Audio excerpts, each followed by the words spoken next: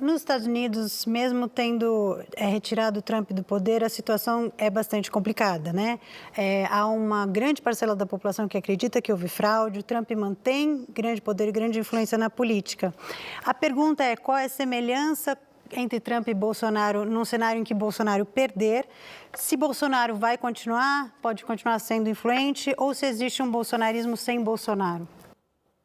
That's a great question, and it will depend in part. I mean, I think that there are two big differences going into this potential crisis between Trump and Bolsonaro. Trump had one big advantage over Bolsonaro. Trump had an entire political party behind him.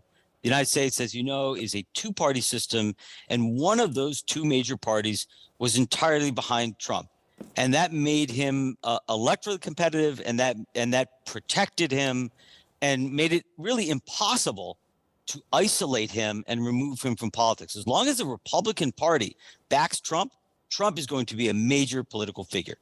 Bolsonaro does not have a party like that. So Bolsonaro will be easier to isolate. If the political elite gets it together, if political parties from the center left to the center right cooperate, Bolsonaro can be isolated. He could be pretty politically isolated.